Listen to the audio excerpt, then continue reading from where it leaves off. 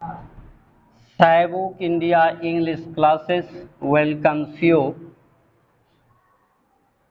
Today I shall teach you use of do V1, does V1, do have and does have.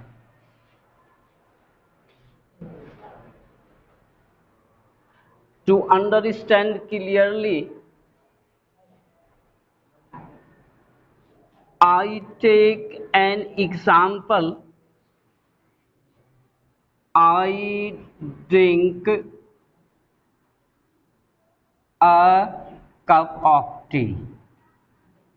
Cup of tea.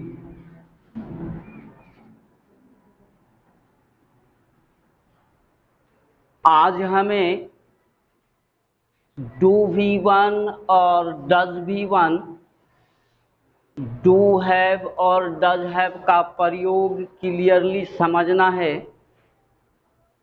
एक बात पहले आप समझ लें कि जिस सेंटेंस में डू V1, जैसे आई drink a cup of T, तो यहाँ पर पिछले क्लास में मैंने बताया था कि जहाँ डू है उसकी जगह आप डू V1 लिख दें। जैसे यहाँ ड्रिंक है, ये V1 है, हमने इसको ऐसे लिखा आई डू ड्रिंक, और बाकी जो है हमने उतार दिया अ cup of T, a cup of T. अब हमें जो सेंटेंस प्राप्त हुआ, I do drink a cup of T, तो ये जो सेंटेंस हुआ, ये सेंटेंस हो गया इम्फैटिक सेंटेंस। Emphatic sentence. ये इम्फैटिक सेंटेंस जोरदार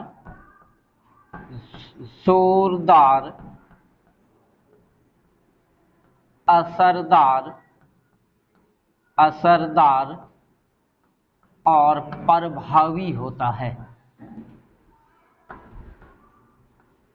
प्रभावी होता है। और ये जो सेंटेंस है I drink a cup of tea, ये नॉन इम्फैटिक सेंटेंस है। Non emphatic sentence. Non emphatic sentence का मतलब होता है सेंटेंसेस का असरदार और जोरदार का न होना। I do drink a cup of T, I drink a cup of T, दोनों सेंटेंसेस को यहाँ आप देख रहे हैं। तो दोनों सेंटेंसेस के बीच का फर्क पहले समझ लें अर्थ के विचार से। आई drink a cup of T, मैं एक प्याली चाय पीता हूँ, यह नॉन इम्फैटिक सेंटेंस है जो असरदार, प्रभावी और जोरदार नहीं है। जबकि I do drink a cup of T, मैं एक प्याली चाय अवश्य ही, जरूर ही पीता हूँ। तो यहाँ जरूर, मैं एक प्याली चाय जरूर पीता हूँ, जरूर पीता हूँ। मैं एक प्याली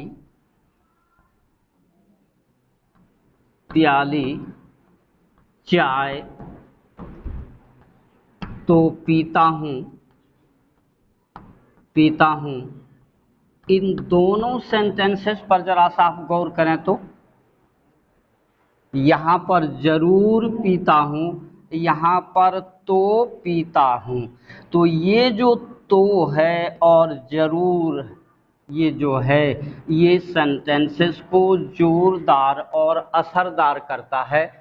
इसका इस्तेमाल हम स्पोकन इंग्लिश में करते हैं।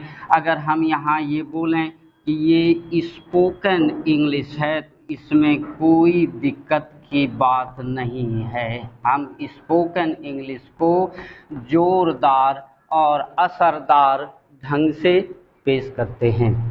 अब आगे आइए, ये डू हैव का प्रयोग यहाँ जरा समझना है। ये डू हैव कहाँ से आया? बच्चे इसमें ज़्यादातर मिस कर जाते हैं, समझ नहीं पाते हैं। ज़रा गौर से आप सुनिएगा, समझिएगा और फिर कमेंट भी करिएगा। जहाँ समझ में नहीं आए आप कमेंट भी करेंगे। ये जो सिंपल प्रेजेंट टेंस की जो पहचान है, कुल V1 की जो पहचान है सिंपल प्रेजेंट टेंस में, ये तीन हैं। V1 है और फिर डू V1 है और ये डू हैव है। ये V1 के तीन यूज सिंपल प्रेजेंट टेंस में इस्तेमाल होते हैं और V5 के तीन यूज इस्तेमाल होते हैं। V5 डज V1 और डज हैव। अब इसको हम एग्जाम्पल के माध्यम से समझेंगे। स्पोकन लैंग्वेज में, स्पोकन फॉर्म ऑफ इंग्लिश में V1 की जगह आप हैव का प्रयोग कर सकते हैं। हैव का प्रयोग किसकी जगह? V1 की जगह। तो यहाँ पर क्या हो गया? आई डू, ये V1 है, इस V1 के बदले हमने यहाँ हैव लिखा, आई डू हैव। अब जितना बाकी है हम उतार दिए अ cup of T, a cup of T. तो यहाँ पर हिंदी में अगर हम इसका अर्थ स्पष्ट करें, आई drink a cup of T, ध्यान से सुनेंगे, ध्यान से समझने की कोशिश करेंगे।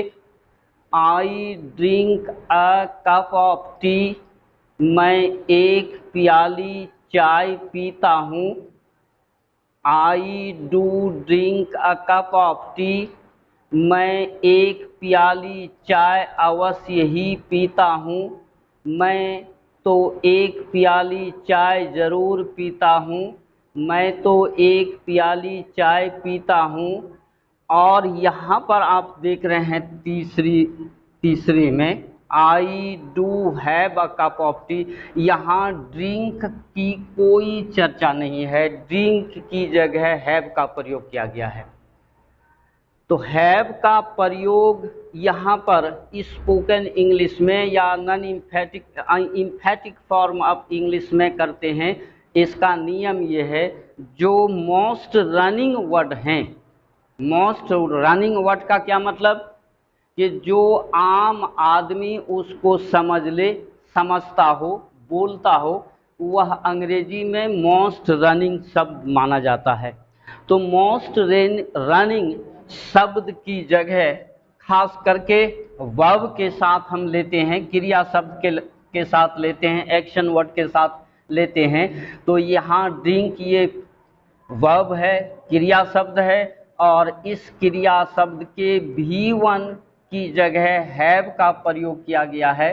तो आप यहाँ याद रखेंगे वे क्रिया शब्द, the action words which are most running words, जो बहुत ही महत्वपूर्ण, जो बहुत ही प्रचलित हैं, उस शब्द की जगह, ऐसे शब्दों की जगह V1 की जगह हम हैव का प्रयोग करते हैं। अब ये आपको समझ में आ गई होगी कि ड्रिंक मोस्ट रनिंग वर्ड है, ये एक्शन वर्ड है, क्रिया शब्द है, और इसकी जगह यहाँ हैव का प्रयोग लिया गया है, हैव का प्रयोग किया गया है। तो इसका अर्थ, मैं एक प्याली चाय पीता हूँ। अगर हम ये कहें I do have a cup of T, मेरे पास एक चाय की प्याली है, तो कोई दिक्कत नहीं है। आप गूगल से सर्च करके देखेंगे तो इसका दोनों तरह का माने आपको आएगा। मैं एक प्याली चाय पीता हूँ, ये भी आएगा, और I do have a cup of T, मेरे पास एक चाय की प्याली है, ये भी आएगा। तो आप दोनों रूप में इसको इस्तेमाल कर सकते हैं। अब आइए, अब हम डज V1 और डज हैव के प्रयोग को जरा देखते हैं।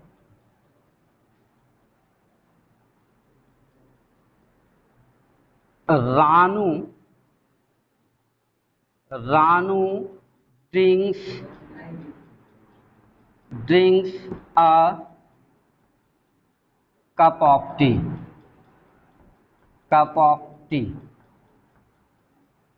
रानू एक प्याली चाय पीती है। आप यहाँ पर जरा गौर से देखें तो V5 equal to does V1 equal to does have है। तो यहाँ V5 की जगह हम डज V1 लिखते हैं। Ranu does drink a cup of T. Ranu एक गिलास, एक प्याली चाय जरूर पीती है। अब आइए, आप इस V1 की जगह हम हैव का प्रयोग करते हैं। Does have a cup of T, cup of T. तो यहाँ पर आपने क्या देखा कि V1 की जगह हैव का प्रयोग किया गया, डज अपनी जगह है। तो ध्यान देना कि जब हम अपने मित्रों से, अपने साथियों से, अपने सीनियर से, अपने टीचर से, या आप कहीं भी बोल लें, ध्यान दें कि आप इम्फैटिक सेंटेंस में अगर सेंटेंसेस को बोलते हैं तो ये जोरदार, असरदार और प्रभावी होगा। आज का वीडियो बच्चों यहीं तक। नेक्स्ट वीडियो जो आपके समक्ष आएगा वह use of simple past tense आएगा। Okay, many thanks to you.